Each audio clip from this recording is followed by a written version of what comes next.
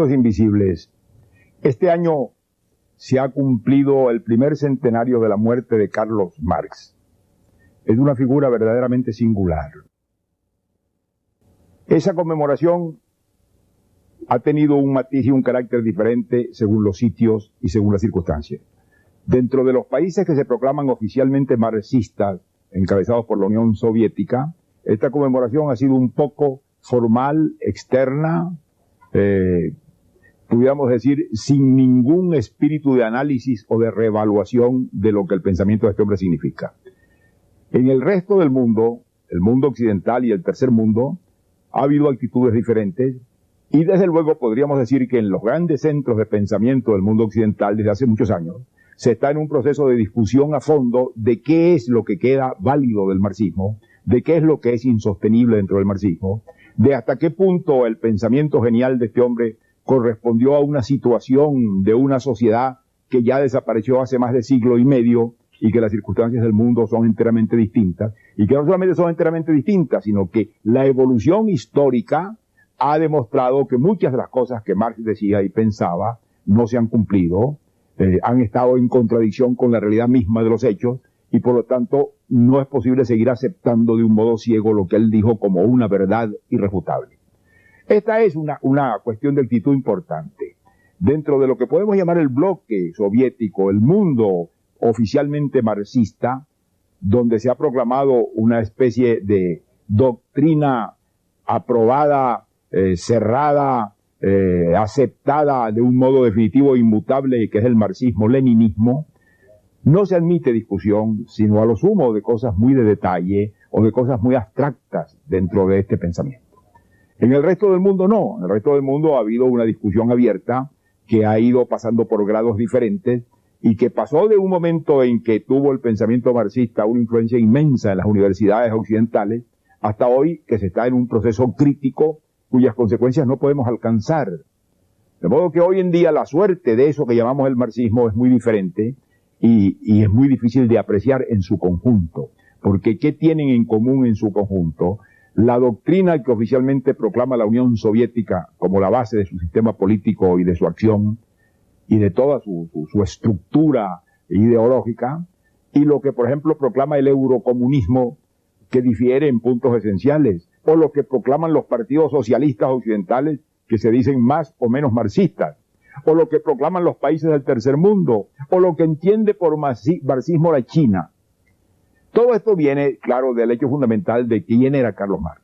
Carlos Marx era un hombre de genio, uno de los hombres de mayor genio analítico y crítico que ha conocido la humanidad. Era un producto de la Universidad Alemana. Nació en 1818 en Alemania, en la Renania, y se formó en la Universidad Alemana. Tuvo una formación filosófica fundamentalmente influida por el pensamiento en esa época verdaderamente dominante de Hegel. Él figuró entre los jóvenes hegelianos, pero no se quedó allí. Marx era un hombre inquieto y era un hombre también con una vocación de acción muy grande.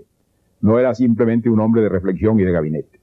Esto lo llevó a mezclarse a la acción. Y esa acción lo llevó rápidamente a los grupos radicales de izquierda, a los grupos revolucionarios que en esa época, y particularmente cuando se acercaba la primera mitad, al fin de la primera mitad del siglo XIX, fueron muy activos en Europa y tuvieron su culminación y su estallido en la Revolución de 1848. Él entró en contacto con estos grupos.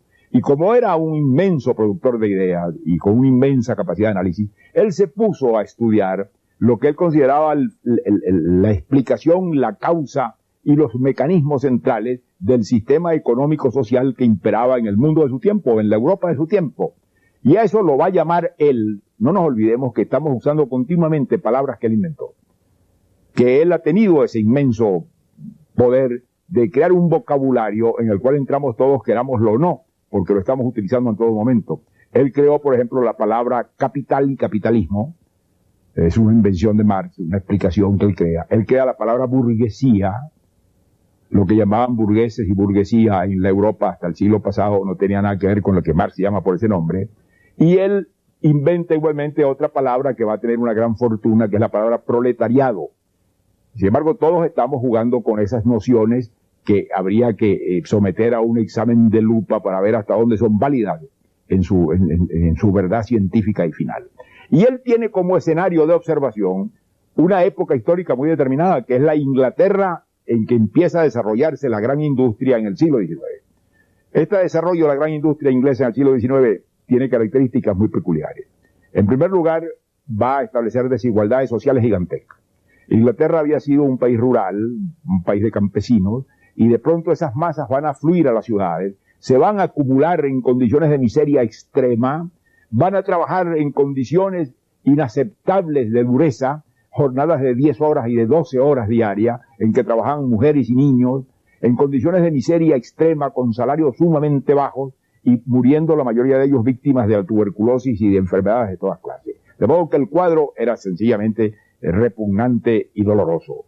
Y ante ese cuadro, en el que reaccionaron muchísimos de los llamados socialistas de la época, Marx no solamente reacciona en esa forma, digamos, emocional de repudio de aquello, sino que se pone a estudiar por qué se produce aquello, qué es el mecanismo que produce aquello, y se pone entonces a estudiar la economía política a fondo. Él se convierte en un gran economista, y se convierte también en un sociólogo, y se convierte también en un historiador. Todo esto lo maneja Marx, y lo mezcla, y del manejo y mezcla de estas disciplinas diferentes sale lo central de su pensamiento, que es el marxismo.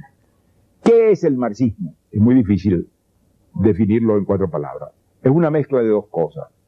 Es una mezcla de doctrina científica y filosófica que parte de la observación del hecho del funcionamiento de la economía en su tiempo y de sus efectos sociales, y de una especie de profecía. Marx nunca deja de ser un profeta. Él está pensando que la historia tiene un rumbo y tiene un destino.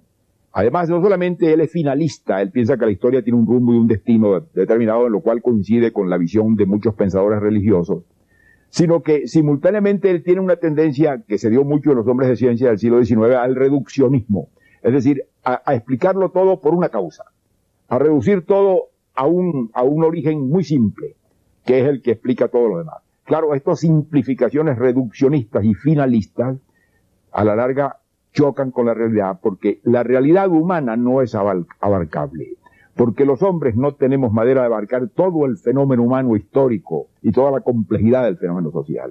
Podemos tener aproximaciones a él, pero no hemos llegado, y posiblemente no podremos llegar nunca por limitaciones de nuestra capacidad de comprender, a abarcar todo ese fenómeno y a poderlo explicar como se explica el mecanismo de un reloj. Y esa es la tendencia que tuvieron sobre todo en el siglo XIX los hombres de ciencia. Desde luego él se inspira en cosas que vienen de otras fuentes. Por ejemplo, sobre él tiene una gran influencia Darwin. Él leyó a Darwin y le impresionó mucho la idea de la lucha por la existencia, que se llama Darwin, que le iluminó a él otra idea que él aporta, que es la idea de que el mecanismo central de la historia es la lucha de clases. Él comienza por decir que la humanidad está dividida en clases y lo ha estado siempre, y que es la lucha entre esas clases la que ha determinado el curso de la historia.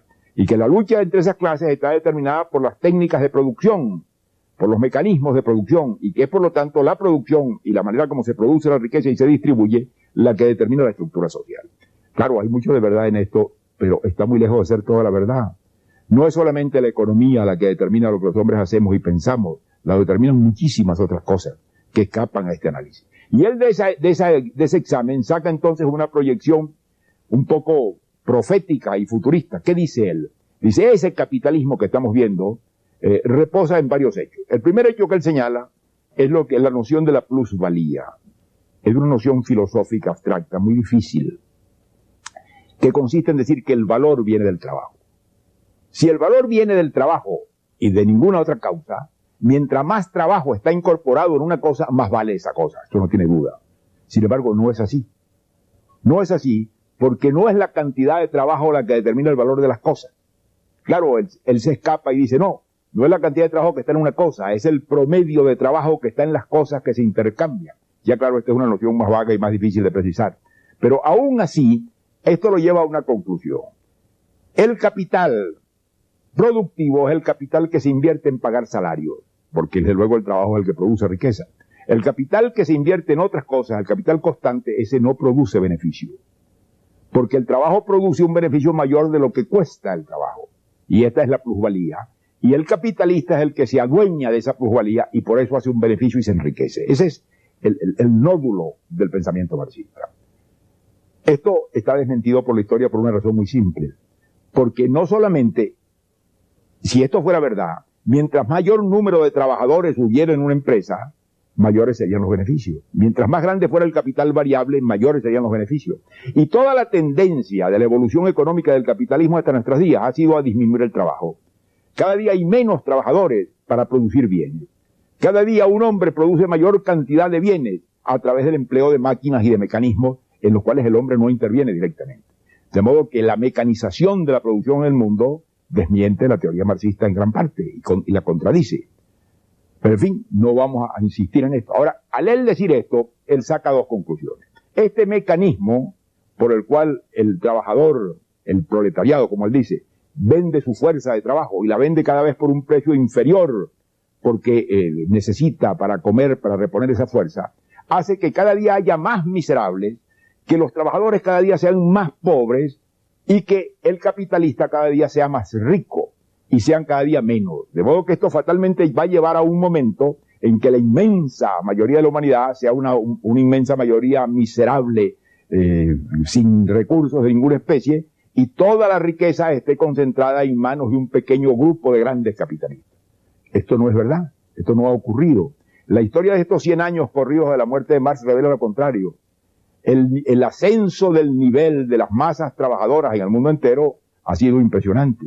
Hoy en día los niveles que alcanzan los obreros calificados en los grandes centros de producción del mundo no se podían ni soñar en tiempo de Marx. De modo que no ha habido un proceso de depauperización de las masas trabajadoras, sino todo lo contrario, un proceso de ascenso. El sindicalismo, los movimientos sindicales de los trabajadores han permitido que estos cada día estén en mejores condiciones, reciban mejores salarios, reciban mejores condiciones de trabajo, reduzcan las jornadas de trabajo. Todo esto va contra lo que Marx pensaba, que era que al contrario todos los días serían más esclavos, más miserables, más pobres, hasta el extremo final en que quedaría toda la riqueza en manos de 4 y la inmensa mayoría de la masa desposeída, que entonces prácticamente vendría lo que él llamaba la autodestrucción del capitalismo, la confiscación automática. De modo que el capitalismo se iba a destruir él mismo porque empobrecía cada vez más a las masas trabajadoras y concentraba la riqueza cada vez más en menos manos. Esto no se ha cumplido, desde luego, es todo lo contrario de lo que ha ocurrido.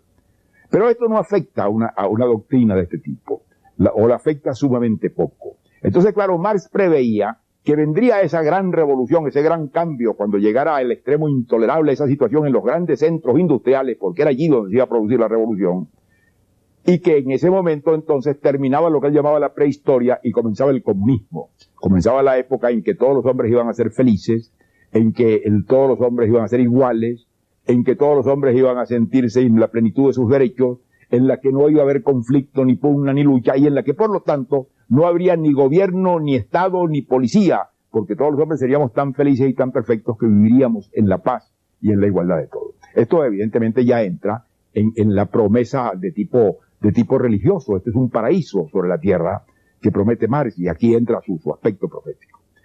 Pero ninguna de estas cosas se ha cumplido, desde luego, ni es así. El Estado más poderoso que se proclama marxista, leninista en el mundo, que es el Estado soviético, va a cumplir ya dentro de poco 70 años. Y sin embargo, no ha disminuido el poder del Estado, no ha desaparecido el Estado, al contrario, el Estado cada vez más poderoso, más grande, más interventor, de modo que no ha ocurrido esa previsión y no es visible que vaya a ocurrir. El modelo que se desarrolló en Rusia, que se dice que es marxista, leninista, lo repudian hoy en día incluso los partidos comunistas o muchos de los partidos comunistas de Europa, lo que llaman el eurocomunismo, que critican muchas de estas cosas y con ellas están en profundo desacuerdo. Pero esto revela, por lo tanto, que en gran parte eso que se llama el marxismo, más que una filosofía, más que una explicación económica de la historia, más que una obra científica y por lo tanto rectificable y llena de errores, como toda teoría científica, se ha convertido para muchos en una doctrina, en un dogma, en una religión. Un hombre de profundo pensamiento como Albert Camus decía que se había convertido en una religión horizontal, es decir, una religión sin trascendencia, sin más allá, sin Dios, pero en una religión en la cual el sentimiento que se tenía era de recibir una verdad revelada que no era objetable y a la que había que aceptar en bloque y obedecer en bloque, porque allí estaba todo lo que había que saber. Esta situación es la que el mundo hoy en día confronta en una forma muy curiosa. Según Marx y según la buena doctrina marxista, la revolución por la acentuación de esta desproporción entre las masas cada día más pobres y más miserables y la riqueza capitalista en menos manos y más escandalosamente desigual, provocaría en los grandes centros donde había la gran industria la expropiación automática y la revolución automática. No ha ocurrido así. La revolución marxista no ha ocurrido en ningún gran país industrial. Ha ocurrido muy curiosamente en países que según Marx no debían hacer la revolución. Ocurrió en Rusia, que estaba muy lejos de ser un gran país industrial, era un país más bien agrícola y muy atrasado en muchas cosas. Y luego ha ocurrido por invasiones militares, desde luego por la imposición a través de una ocupación militar de un régimen político en muchos países de Europa. No porque se haya producido espontáneamente, porque si la revolución en buena teoría marxista hubiera ido a producirse, ha ido a producirse en Inglaterra, ha ido a producirse en Francia, ha ido a producirse en la Europa industrial y ha ido a producirse en los Estados Unidos. Y no es allí donde se ha producido. Se ha producido en la Unión Soviética, se ha producido en la China, que era un país de campesinos, se ha producido en países de África donde se proclaman regímenes marxistas. ¿Hasta dónde son marxistas? ¿Qué tienen que ver con el marxismo? Sería cuestión de nunca acabar, salir a averiguarlo. Pero ellos proclaman esto y eso tiene un valor mágico. Eso tiene un valor mágico que excusa muchas cosas y excusa entre otras el sistema de una dictadura. Porque el marxismo-leninismo estableció una figura nueva o la acentuó, que es la figura de la dictadura del proletariado. El proletariado, al tomar el poder por este mecanismo de autodestrucción del capitalismo, va a establecer una dictadura momentáneamente. Y de esa dictadura, entonces va a salir la nueva sociedad, esa nueva sociedad comunista, feliz, igualitaria. Ahora, ese mecanismo por el cual esa nueva sociedad va a surgir, no se ha producido. Y en los países en que ha ocurrido, lo que ha ocurrido es que un grupo político asume la dictadura en nombre de un proletariado inexistente. El proletariado no ejerce la dictadura en ninguna parte, la ejercen en nombre suyo grupos políticos, que se dicen representar al proletariado, representar la vanguardia del proletariado, pero no el proletariado. De modo pues que no solamente se invoca esto para establecer dictadura para un régimen marxista en un medio no industrial en el cual según Marx no debía ni podía producirse la revolución, sino que se aseguran regímenes personales a perpetuidad y por vida entera. Hoy en día uno podría ver el panorama que en el mundo presenta el marxismo. Está en primer lugar la Unión Soviética y los países del bloque soviético en Europa, en los cuales hay un marxismo oficializado que no se discute. Ha dejado de ser una doctrina filosófica, política y económica para convertirse en un dogma religioso. No es posible discutir de ninguna manera lo que está dicho allí o aceptado allí o declarado allí como verdad marxista. No hay discusión en las universidades, no hay la posibilidad de objeción de ninguna especie. Eso se extiende a toda esa zona. Pero hay luego las versiones diferentes que han surgido del marxismo, por ejemplo la China. Mao Zedong hizo una revolución de campesinos, lo cual no tiene nada de marxista, y proclamó el marxismo. Pero su marxismo, desde el primer momento, trató de diferenciarse del de la Unión Soviética. De modo pues que eran dos partidos aparentemente marxistas, dos sistemas aparentemente marxistas, que entraban en pugna abierta, en pugna que llegó en algunos momentos casi al borde de la guerra, y que no ha logrado por lo demás nunca terminar. Tienen muchos años en esa especie de rivalidad y de mutua desconfianza en la que los unos denuncian a los otros como falsos marxistas o como no marxistas. Pero no solamente hay esto, hay otros regímenes, por ejemplo el de Cuba, que igualmente se proclama marxista y que tiene unas características de caudillismo latinoamericano evidentes y de aspectos completamente localistas. Y hay los regímenes llamados marxistas que se han proclamado en el tercer mundo, particularmente en África, en los cuales sería muy difícil, fuera de ciertas proclamaciones de palabras y de una dictadura férrea que se ejerce en nombre de un proletariado que no existe, ningún aspecto que pudiera asimilarse a lo que Marx entendía por una sociedad en la cual se iba a producir la revolución. Esto revela un caso único. No ha habido nunca un pensador en el mundo que haya logrado esta clase de influencia. Ha habido pensadores muy influyentes, desde luego. Pensemos lo que fue en toda la Edad Media y hasta el Renacimiento el predominio que tuvo el pensamiento de Aristóteles. Aristóteles dominaba, lo que decía Aristóteles era la verdad.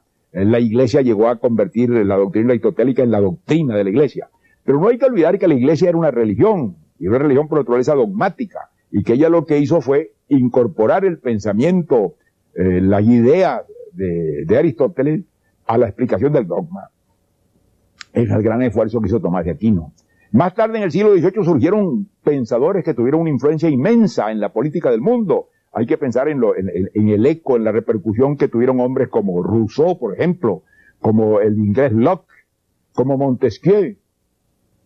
sin duda alguna, las cosas que escribieron y dijeron Montesquieu, Rousseau o Locke influyeron en las ideas políticas de los hombres que hicieron las grandes transformaciones políticas de fines del siglo XVIII y principios del XIX, la Revolución Francesa y todas las transformaciones posteriores. Pero no hubo ningún país que se proclamara fiel a la doctrina de Montesquieu, que tomara la doctrina de Montesquieu y la proclamara como principio y dogma, y que pretendiera que toda su acción política estaba definida allí y no se apartaba un ápice. Eso no ha pasado nunca. Eso pasó con el marxismo. Y pasó con el marxismo en la Unión Soviética y a través de ella en los demás países que se han proclamado marxistas. Claro que hoy podríamos hacer un verdadero catálogo de marxismos. ¿Qué entienden por marxismo en las dictaduras de África? ¿Qué entienden por marxismo en China? ¿Qué entienden por marxismo en la Unión Soviética? ¿Qué entienden por marxismo en Polonia?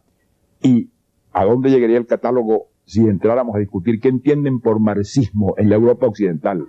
Incluso los partidos comunistas de eso que se llama el eurocomunismo, que tienen divergencias muy grandes. Y si sacáramos a luz la gran controversia que se desata hoy en día en las universidades occidentales en torno a qué queda del marxismo, qué es válido del marxismo, hasta dónde es aceptable como explicación del marxismo, entraríamos verdaderamente en un mundo de confusión.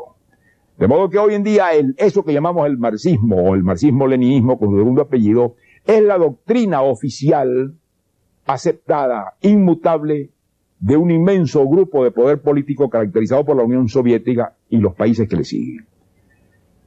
Y en ese sentido es una especie de religión horizontal, como decía Camus. ¿Hasta dónde es posible que los hombres renuncien a pensar y analizar? ¿Hasta dónde es posible que vayan a pensar que lo que un hombre dijo hace 150 años frente a un fenómeno social como la primera sociedad industrial inglesa era la verdad eterna, que sobre eso no hay discusión que quepa y que lo que él dijo y afirmó a la observación de esos hechos tiene validez para todos los hombres en todas partes por todo el tiempo? Evidentemente esto es anticientífico. La ciencia no es sino un camino de aproximaciones, de intuiciones, que luego hay que rectificar o que hay que cambiar. Si nosotros tomamos lo que dijo Darwin, que fue genial, tenemos que admitir que hoy en día lo que queda del darwinismo es parte de lo que Darwin dijo, ha sido rectificado y cambiado por muchísimas cosas, y hoy en día hay todo un neoevolucionismo. Asimismo, tendríamos que pensar que hoy en día debe haber muchos neomarxismos, muchos marxismos revisionistas. Pero esto no lo entiende el hombre común y corriente, porque para saber qué pensaba Marx se necesita una cultura extraordinaria. Se necesita tener una cultura filosófica muy grande, haber leído mucho de filosofía. Se necesita tener una cultura económica muy grande para discutir los aspectos económicos de la doctrina de Marx. Se necesita tener una formación sociológica muy importante para discutir su aspecto sociológico. Se necesita tener una cultura histórica, y eso no es lo que tienen los que se llaman marxistas. Los que se llaman marxistas tienen una cartilla en la cual se han reducido elementalmente algunas de las cosas que dijo Marx y que se repiten, como durante mucho tiempo los chinos repitieron el librito rojo de Mao. Es decir, un catecismo de acción, un catecismo de dogmas, un catecismo de principios inalterables, inmutables, aceptados una vez por todas, que están muy lejos de ser ni una verdad científica, ni tampoco es posible que una cosa tan cambiante, tan variable, tan voluble como la evolución humana y como la conducta humana haya quedado definida de una vez para siempre en el pensamiento que un hombre tuvo hace 150 años, por muy genial que sea ese hombre. Y sin duda alguna que fue un hombre genial. Uno de los más grandes pensadores que ha visto la humanidad y que ha conocido la humanidad es Carlos Marx, y desde luego merece el respeto y la admiración de todos los hombres. Muchas gracias y hasta la próxima.